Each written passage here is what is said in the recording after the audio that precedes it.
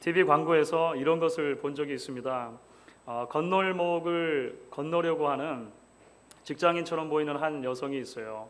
그런데 그 옆으로 헤드폰을 귀에다 꽂은 채로 땅만 바라보면서 앞에 이제 차가 건너가는 것을 채 보지 못하고 길을 그냥 무심코 건너려고 하는 한 청년이 다가옵니다.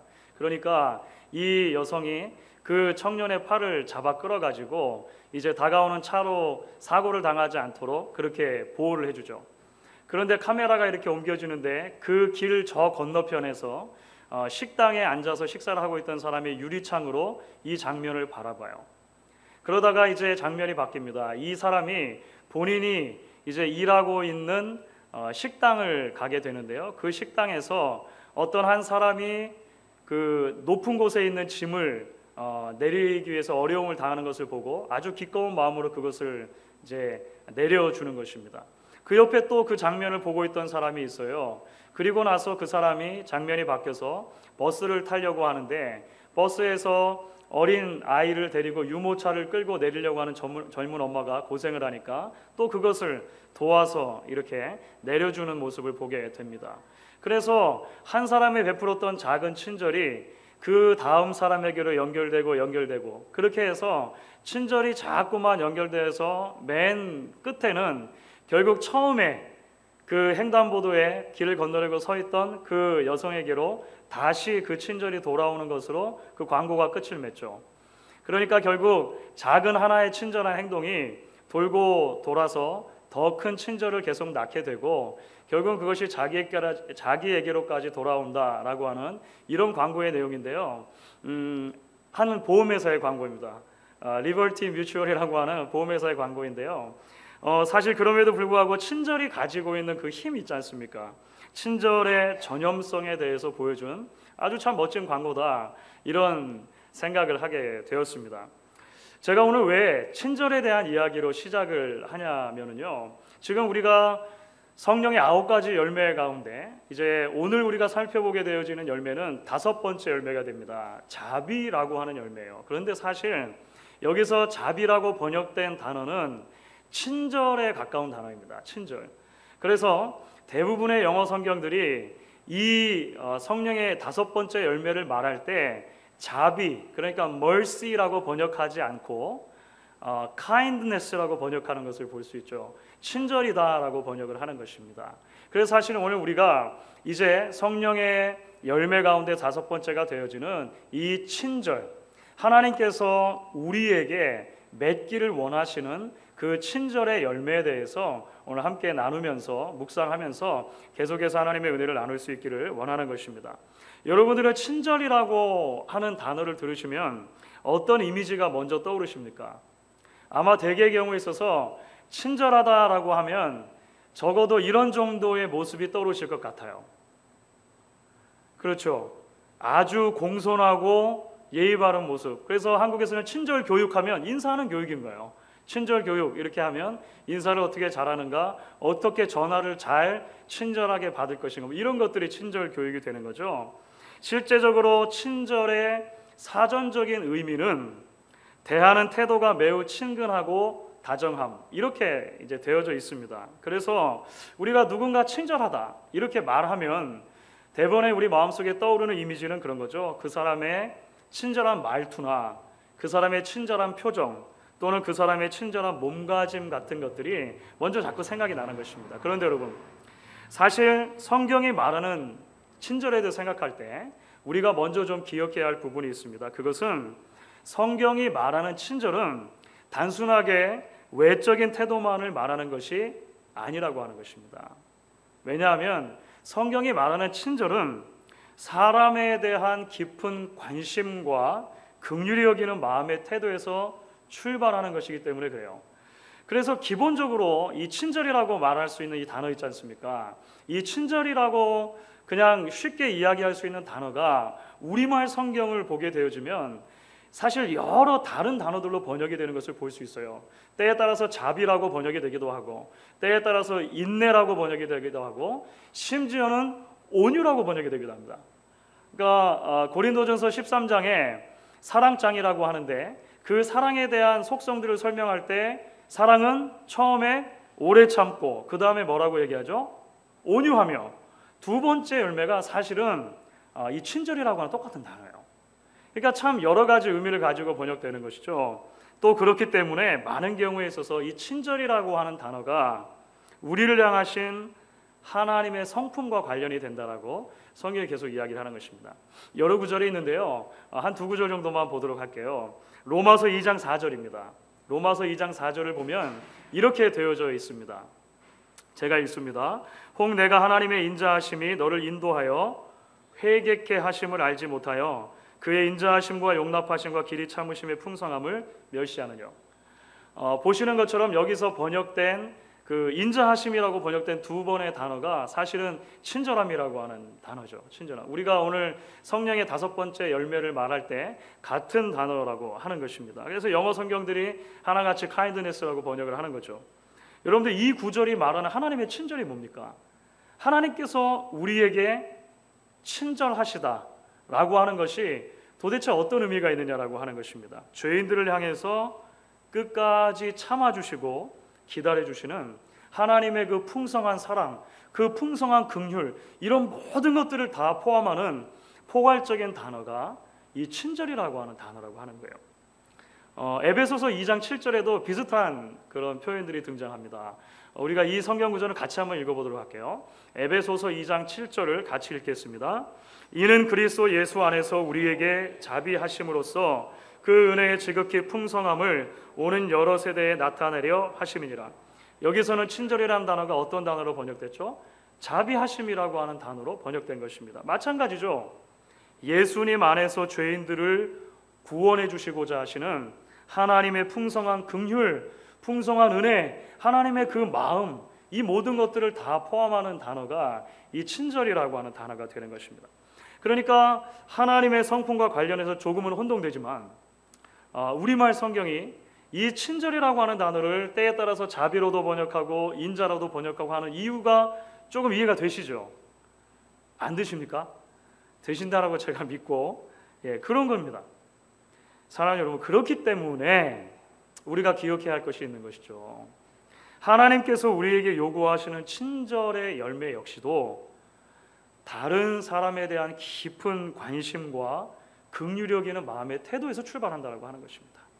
그것은 어떠한 태도나 자세 이전에 우리의 마음이 다른 사람들을 향해서 얼마만큼 열려 있는가, 어떠한 방향으로 가고 있는가의 문제라고 하는 것입니다. 뉴욕에 세 개 공항이 있는데요. 그 중에 라과디아 공항이라고 있습니다. 라과디아 공항. 이 라과디아 공항은 1933년부터 1945년에 걸쳐서 세 차례나 뉴욕의 시장을 역임했던 이 라과디아 시장의 이름을 딴 그런 공항이 되는 것이죠. 30년대에 이제 대공황으로 인해서 뉴욕에 기근과 범죄가 기승을 부릴 때 이 라과디아 시장이 12년에 걸쳐서 3번 정도 시장을 하면서 이 뉴욕을 완전히 새롭게 바꾸었던 아주 전설적인 마피아하고 그 전면전을 선포한다 이런 거 있지 않습니까? 그래서 뉴욕의 범죄로 완전히 소탕하고 반석 위에 세웠던 그런 시장으로 잘 알려져 있죠. 이 라과디아 시장이 되기 전에 법관이었습니다. 그가 법관으로 지내던 시절에 있었던 아주 유명한 이야기가 있죠. 아마 한 번 정도는 들었음직한 그런 이야기입니다. 여러 가지 버전이 있는데 사실은 조금씩 디테일이 다른데요. 사실 이제 이렇게 이야기가 진행이 돼요. 배가 고파가지고 빵을 훔친 절도죄로 기소가 돼가지고 이제 재판정을 차진 한 할머니가 있었습니다. 1930년도의 일이에요. 한 노파가 빵을 훔쳐가지고 이제 절도죄로 오게 된 것입니다. 판사인 라과디아가 묻는 것이죠. 피고에게 묻습니다. 이전에도 빵을 훔친 적이 있습니까? 아니요, 없습니다. 그러면 왜 빵을 훔쳤습니까? 일자리도 없고 배식도 끊기고 특별히 우리 손자가 일주일을 굶어서 이제 죽어가는 것을 도저히 볼 수가 없어서 빵을 훔쳤습니다. 판사가 계속 이어서 말하는 거예요. 하지만 당신의 행동은 명백한 범죄입니다. 알고 계십니까? 예, 알고 있습니다. 그러면 마지막으로 묻겠습니다. 당신은 이곳을 나가면 다시는 빵을 훔치지 않겠다고 약속할 수 있습니까? 그렇게 약속은 못할 것 같습니다. 또 배가 고프면 어떻게 합니까? 그렇죠? 그래서 이제 이 모든 이야기를 다 듣고 나서 라과디아 시장이 이제 판결을 내리게 되는 거예요. 본인은 애니 돌로레스에 대한 최종 판결을 내리겠습니다. 피고의 사정은 물론 딱하지만 법은 모든 사람에게 평등해야 하므로 저는 피고에게 벌금 $10를 선포합니다. 여러분, 당시에 $10는 굉장히 큰 거예요. 지금 많이 깎아준 이런 게 아니고요, 정확하게 법을 집행한 거예요. 그러니까 당시에 10불이면 굉장히 큰 돈이라고 하는 것을 우리가 좀 기억할 필요가 있습니다. 그래서 이제 이런 그 청중들이 웅성웅성 되기 시작한 거죠. 좀 웬만하면 그냥 봐주면 좋겠는데 할머니 왜 이렇게 판결을 내리나, 이렇게 했던 것입니다. 그런데 판사가 계속 말을 이어가는 거죠. 하지만 이 노인이 빵을 훔친 것은 그의 책임만이 아닙니다. 이 도시에 살고 있는 우리 모두에게도 이 노인이 빵을 훔칠 수밖에 없는 그런 상황이 되었는데도 불구하고 도와주지 못했던 잘못이 있습니다. 그래서 저는 먼저 재판관인 제 자신에게도 벌금 10불형을 선고합니다. 그리고 이 법정에 앉아있는 여러분들 모두에게도 각각 50센트씩의 벌금형에 동참해 주실 것을 권고합니다. 이렇게 최종적인 판결을 내린 거예요. 그리고 나서 실제로 주머니에서 지갑을 꺼내가지고 10불을 꺼내서 자기 모자에 넣어두고 이제 그것을 청중들에게 돌리기 시작했죠. 감동을 받은 여러 청중들이 기꺼이 기쁜 마음으로 50센트, 큰 거예요. 여러분, 작은 거라고 생각, 그 당시 굉장히 큰 거예요. 이렇게 해서 10실바 모으게 됐다라고 하는 것입니다. 전체 모여진 돈이 57불 50전이 됐어요.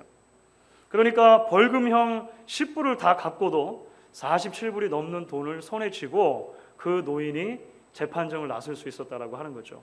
눈물을 흘리면서 그 재판정을 나서게 되었다라고 하는 이야기가 지금도 마치 전설처럼 전해져요. 이 굉장히 유명한 이야기죠. 이 라과디아 시장이 그 이후로도 뭐 여러 가지 참 귀한 일들을 하게 됩니다. 저는 성경이 말하는 친절함에 대해서 이야기할 때 이 이야기만큼 잘 보여주는 예가 없다, 이런 생각을 문득 하게 됩니다. 친절은 다른 사람의 상황에 대해서 깊이 공감하고 이해함으로 긍휼히 여기는 마음의 태도에서 출발한다라고 하는 거예요. 판단하기 이전에, 손과 발로 섬기기 이전에 기본적으로 남을 이해하려고 하고 품어주려고 하고 오래 참고 기다려주려고 하고 용납하려고 하는 마음의 방향이고 결단이 사실은 친절이다라고 하는 거예요. 왜냐하면 정확하게 바로 그것이 하나님께서 예수 그리스도 안에서 우리에게 보여주신 사랑의 모습이었기 때문이라고 하는 것입니다. 그리고 정확하게 바로 그것이 그 하나님께서 저와 여러분에게도 기대하시는 친절의 열매라고 하는 것이죠. 그렇다면 이제 여러분, 우리는 이제 이 친절과 관련돼서 또 하나의 중요한 질문을 던질 수밖에 없게 됩니다. 그것이 무엇이냐면, 그렇다면 과연 우리가 친절을 베풀어야 할 대상이 누구냐라고 하는 거죠. 자, 아주 단순한 질문 같지만 굉장히 중요한 질문이 됩니다. 우리가 친절을 베풀어야 할 대상이 누구냐라고 하는 것입니다. 성경은 이것에 대해서 비교적 명쾌하게 답변을 해줍니다. 모든 사람이다라고 하는 거예요. 우리가 친절을 베풀어야 할 대상이 모든 사람이다, 성경은 이야기를 합니다. 사실 우리는 내가 친절을 베풀어야 할 사람에 대해서, 그 대상에 대해서 참 많이 가리게 된다라고 하는 것을 발견하게 돼요. 마치 하나님 사랑과 이웃 사랑이 율법의 가장 중심이 되는 가르침이라는 말에 동의를 해주셨던 예수님께 이제 그 율법사가 뭐라고 묻냐면, 아, 그렇군요, 그렇다면 내 이웃이 누구입니까? 말씀만 해주시옵소서. 그렇죠? 이런 거잖아요. 이렇게 말했던 율법사처럼 지금도 우리는 내가 친절을 베풀어야 할 이웃이 어떤 범위까지인가에 관심이 퍽 많은 것을 보게 되는 거죠. 그런데 그렇게 묻는 율법사에게 예수님은 어떤 비유를 말씀해 주십니까? 우리가 잘 알고 있는 소위 선한 사마리아인의 비유를 이야기해 주시는 것입니다.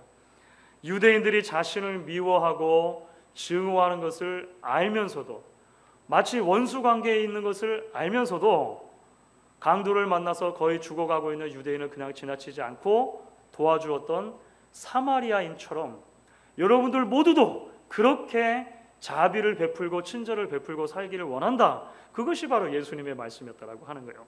그런데 여러분, 우리는 얼마나 많은 경우에 있어서, 여러분들 우리 아이들 가운데 편식하는 아이들요, 밥에다가 콩을 넣어주면 콩을 자꾸 골라내요.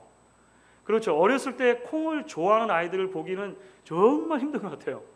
그렇죠. 자꾸 골라냅니다. 마치 편식하는 아이가 밥에서 콩을 골라내듯이 우리는 내가 친절을 베풀어야 할 대상과 그렇지 않아도 될 대상을 얼마나 많이 골라내고 가려내느냐라고 하는 것입니다. ABC라고 하는 방송에서 오랫동안 진행하는 그런 What Would You Do라고 하는 프로그램이 있습니다. What Would You Do? 이게 한국으로 치면 몰래카메라 좀 비슷한 거예요. 그래서 여러 가지 상황들을 만들어 놓고 카메라를 설치해 둡니다. 그리고 지나가는 사람들이 그 상황에 대해서 어떤 반응을 하는가 그런 이제 것들을 찍어서 이제 이야기를 하는 거죠. 뭐 숨어 있다가 이제 앵커가 나오기도 하고 굉장히 유명한 앵커가 진행을 해요. 몇 년 전 여름에 이 방송에서 이런 재미있는 실험을 한 적이 있습니다. 사람들이 많이 찾는 공원의 한가운데 자전거를 메어두는 그런 기둥이 있어요. 거기다가 자전거를 놔두고 그 자전거를 쇠사슬과 자물쇠로 이렇게 꽁꽁 묶어가지고 놔둔 것입니다. 한 백인 청년으로 하여금 이제 그 쇠사슬을 풀도록 이렇게 시켰어요. 그러니까 연기자죠. 연기자고 마치 도둑인 것처럼 한 백인 청년으로 하여금 그 쇠사슬을 이제 끊고 훔쳐가도록 그렇게 시킨 것입니다. 처음에 잘 손으로 안 되니까 이제 연장 가방 같은 게 있는데요. 그 가방에서 이 톱 같은 거를 꺼내요. 그래가지고 막 톱으로 썰어보기도 하고, 뭐 망치로 때려보기도 하고, 또 안 되니까 커다란 벤치 같은 것으로 하고. 그런데 수많은 사람들이 지나가는데요. 그 청년에게 뭐라고 하는 사람이 하나 없는 거예요. 조금 이상하게 보고 지나갈 뿐입니다. 한참을 지나서 이제 어떤 사람이 왜요? 열쇠 잊어버렸어요? 이렇게 하고 또 그냥 지나가요. 뭐 그런 건 아니고요. 이렇게 얼버무리는데도 그냥 지나가는 거예요. 한참 지나가지고 한 사람이 이제 와서 묻습니다. 이 자전거가 당신께 맞습니까? 엄밀하게 말하면 제 건 아닌데요. 당신 것도 아니죠? 뭐 이렇게 물어요. 그런데 그냥 고개만 갸우뚱하고 그냥 지나가더라는 거예요. 아무도 그 청년에 대해서 도둑이다 말하지 않고 왜 그걸 훔쳐가느냐 경찰에 리포트하지 않았다는 것입니다. 결국 나중에요 이 끊기 성공해가지고 갖고 가버려요. 그런데 다른 실험을 합니다. 그 백인 청년을 흑인 청년으로 대치해서 똑같은 실험을 한 거예요. 여러분 어떤 결과가 벌어졌을까요? 여러분들이 생각하시는 그대로의 결과가 벌어졌습니다. 예. 채 얼마 지나지 않아서 구름대 같은 사람들이 그 주변에 모여들어서 그 청년을 비난하기 시작합니다. 왜 훔쳐가느냐? 전화기를 바로 꺼내가지고 경찰을 부르는 많은 사람들이 있었어요. 어떤 노인들은 막 화를 내면서 막 그 청년을 꾸짖기 시작합니다. 실제로 경찰이 와요. 참 충격적인 일이죠. 21세기 지금에도 이런 일이 있는 것입니다. 마지막 실험이 더 놀랍습니다. 한 가지 더 실험했는데요. 예쁘장하게 생긴 젊은 여자 청년으로 하여금 그 일을 하게 한 거예요. 어떤 일이 일어났겠습니까? 놀랍게도 지나가는 모든 남자들이 어떻게 하면 내가 도와줄 수 있겠는가 물어보고 지나갔다는 거예요. 나이를 드신 할아버지나 젊은 분이나 할 것 없이 다 지나가면서 How can I help you? 그리고 막 같이 막 그 사슬을 뜯어주려고 막 이런 모습이 있었다고 하는 것입니다. 사람들 마음속에 있는 그 선입견 있잖아요. 그렇죠? 마음속에 있는 선입견이 얼마나 무서운 것인지 그대로 보여준 실험이었다고 하는 거죠. 그런데 여러분, 우리가 참 재미있는 실험이다 하고 넘어갈 수 있겠지만 사실은 바로 이것이 저와 여러분들의 숨길 수 없는 모습이라고 하는 것입니다. 주는 것 없이도 미운 사람이 있고 받는 것 없이도 예쁜 사람이 있다. 이런 말 있죠. 이런 말처럼 별다른 이유 없이 누군가를 향한 마음의 선을 그어놓고 관계의 담을 쌓아버리는 것이 바로 우리들이 아니냐라고 하는 것입니다. 그 실험에서 보는 것처럼 겉으로 보이는 외모, 사실 외모가 굉장히 중요한 영향을 거기서 미친 거거든요. 이 외모는요, 어떤 한 사람에 대해서 이야기할 때 아주 작은 정보입니다. 그렇죠? 아주 작은 정보예요. 그런데 그 작은 정보를 가지고 너무나도 쉽게 남의 행동이나 말 이면에 숨어있는 마음의 동기를 판단해 버리는 것이 바로 우리들의 모습이 아니냐라고 하는 거예요. 그래서 결국은 내가 친절을 베풀어야 할 대상과 그렇지 않아도 될 대상을 함부로 정해버리는 것이 사실 우리의 모습이라고 하는 것입니다. 그런데 사랑하는 여러분, 성경이 우리에게 분명히 이야기를 하는 것이죠. 우리가 친절을 베풀어야 할 대상은 모든 사람이다라고 하는 것입니다. 모든 사람. 그래서 사랑이라고 하는 책을 쓰신 이국진 목사님이 계시는데요. 고린도전서 13장의 사랑장에 아까 말씀드린 것처럼 사랑에 대한 속성으로 두 번째가 온유라고 번역되어 있지만 친절이라고 말씀드렸습니다. 이 친절을 모든 사람에게 베푼다는 것이 도대체 어떤 의미가 있겠는가? 그 책에서는 두 가지 정도로 요약을 해서 설명을 해줘요. 참 재밌다 생각을 했습니다. 하나는 이것입니다. 성경이 말하는 친절은 가족의 차원을 넘어서서 이웃뿐 아니라 심지어 원수에게까지 확대되어야 한다라고 그 책에 이야기를 해요. 그러니까 친절을 베풀고자 하는 마음은 누구에게나 있다라고 하는 것입니다. 적어도 어떤 특정한 대상들에게 있어서 친절을 베풀려고 하는 선의의 마음이 우리 모두에게는 다 있다라고 하는 거예요. 그 책의 표현을 빌리자면 놀부에게도 사랑하는 아내가 있다는 겁니다. 그렇죠? 심지어 놀부라고 하더라도 아내만큼은 사랑하고 귀하게 여기고 친절하게 대해줄 수 있다는 거예요. 그런데 문제는 무엇입니까? 그렇게 우리에게 가까운 가족이나 또는 내 마음에 드는 사람들에게만 친절을 베풀 때 그것은 한없이 제한적인 친절이 되어지는 것이고 결국은 이기적인 친절이 되는 것이다라고 하는 거죠. 성경이 우리에게 말씀하시는 친절과 거리가 멀다는 것을 발견하게 되는 것입니다. 예수님께서도 말씀하신 것처럼 원수를 위해서도 기도하고 그 원수를 사랑하는 것이 성경이 말하는 사랑의 바로 방향이라고 하는 것을 발견하게 되는 거죠. 친절과 관련해서 또 하나의 다른 적용은 정반대되는 경우입니다. 정반대되는 경우는 뭐냐면요, 오히려 가까운 사람들에게는 친절하지 못하면서 자신과 상관없는 멀리 있는 사람들에게 친절한 경우도 있다는 거예요. 아주 이 부분이 참 재미있는 부분이라고 저는 생각을 했습니다. 그러면서 이 책이 그 C.S. 루이스의 아주 유명한 책이죠. 스크루테이프의 편지라고 하는 책의 한 부분을 인용을 합니다. C.S. 루이스의 명작 가운데 그 아주 재미있는 우화의 책인데요. 스크루테이프라고 하는 그 마귀 대왕이죠. 사탄이 자기의 조카 졸개 마귀에게 이제 그 이야기를 해주는 장면입니다. 중간에 어떤 장면이 나오냐면 이렇게 이야기를 하는 것입니다. 네가 아무리 애를 써도 기독교 환자의 영혼에는 어느 정도의 악의와 어느 정도의 선의가 있게 마련이란다. 제일 좋은 방법은 매일 만나는 이웃들에게는 악의를 품게 하면서 멀리 떨어져 있는 미지의 사람들에게는 선의를 갖게 하는 것이지. 그러면 악의는 완전히 실제적인 것이 되고 선의는 상상의 차원에만 머무르게 되는 것이다. 이렇게 말해요. 여러분, 이게 무슨 말입니까? 우리는 세계 평화에 관심을 가지고 국제기아기구에 성금을 보내는 따뜻한 마음을 가지면서도 항상 내 가까이에 있는 이웃에게 대해서는 한없이 냉랭한 마음과 잔혹한 태도로 대할 수 있다는 거예요. 그렇죠. 멀리 있는 선교지를 생각하면서 눈물을 흘리고 기도하는 열정이 있으면서도 신앙과 인격의 성숙함이 없는 한 교회 공동체의 지체들에 대해서는 결단코 용납하지 못할 뿐만 아니라 그를 위해 기도할 생각조차도 하지 못할 수 있는 것이 바로 우리들이라고 하는 것입니다. 마치 신데렐라 소설을 읽으면서 아우 신데렐라 불쌍하다 눈물을 펑펑 흘리던 어린아이가 자기 물건에 손댔다고 친동생에게 막 윽박지르는 거 있잖아요. 그런 것하고 비슷한 거죠. 우리는 얼마든지 그럴 수 있다라고 하는 것이죠. 사랑하는 여러분, 성경이 우리에게 모든 사람을 친절의 대상으로 제시하는 이유는 사실 간단합니다. 복음은 도저히 친절을 입을 수 없는 상태에 있었던 우리를 친절로 구원해 주신 예수 그리스도의 사랑의 이야기이기 때문에 그렇다라고 하는 것이죠. 로마서 5장 7절 8절 여러분들이 참 익히 알고 있는 말씀입니다. 로마서 5장 7절 8절에 이렇게 기록이 되어 있죠. 우리 같이 한번 읽어보도록 하겠습니다. 의인을 위하여 죽는 자가 쉽지 않고 선인을 위하여 용감히 죽는 자가 혹 있거니와 우리가 아직 죄인 되었을 때에 그리스도께서 우리를 위하여 죽으심으로 하나님께서 우리에게 대한 자기의 사랑을 확증하셨느니라.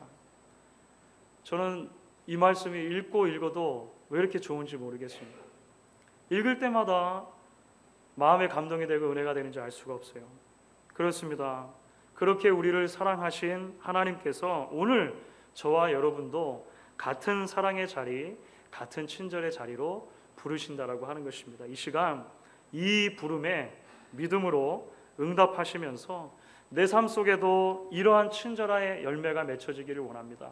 내 뜻대로 되어지는 것은 아니지만 날마다 성령 하나님 우리를 인도해 주셔서 그렇게 주님을 닮아가는 삶을 살 수 있게 해 주옵소서. 결단할 수 있는 저와 여러분 되실 수 있기를 주의 이름으로 간절히 축원하겠습니다. 우리 시간에 같이 한번 찬양하시고 기도하면 좋겠습니다. 찬송